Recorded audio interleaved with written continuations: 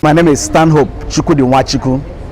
I am the MD of Genesis Food Nigeria Limited. We're into production, processing and distribution.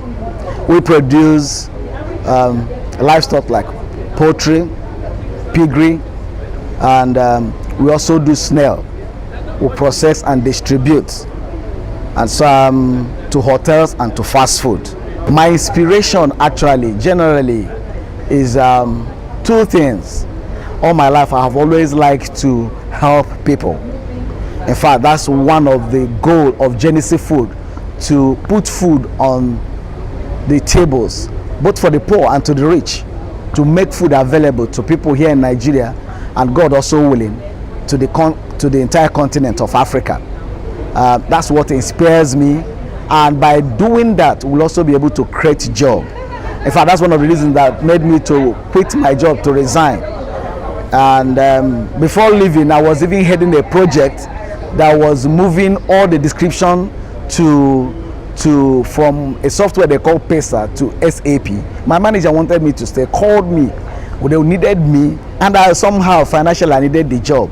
But sitting down there to do one remote thing over and over again wasn't not just it. I wasn't satisfied. There was no fulfillment whatsoever, and that made me to consider to resign to face this. And it has been very rewarding with plenty fulfillment. Honestly speaking, challenges have been there. I was talking to somebody today after the conference. I was telling the person that at times investors' money disappears because of losses. Why?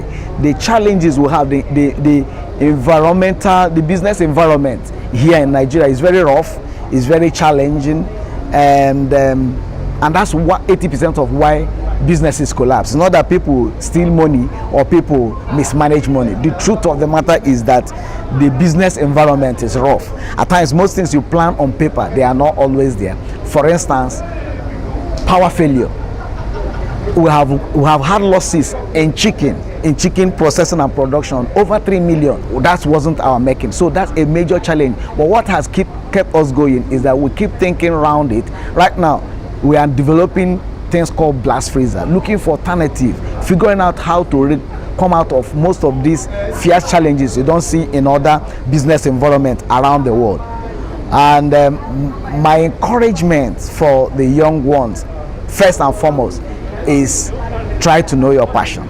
My passion to make food available to the poor and to the rich, to be able to help people create jobs, to be able to assist people, especially people who are in their need, have kept me going.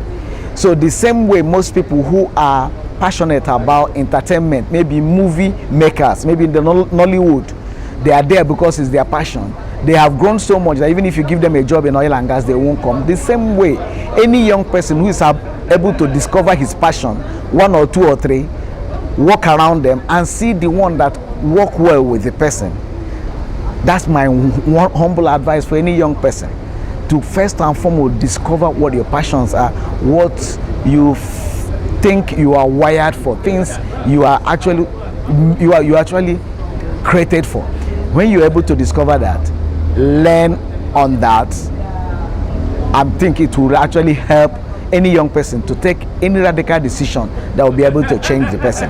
But that will be an incomplete message if I don't add this. If you discover your passion and run with it, you might hit a brick wall that can destroy you. When you discover your passion, I encourage young people, look for a mentor, look for a coach who have passed through that, who is in that line of business, that you have discovered.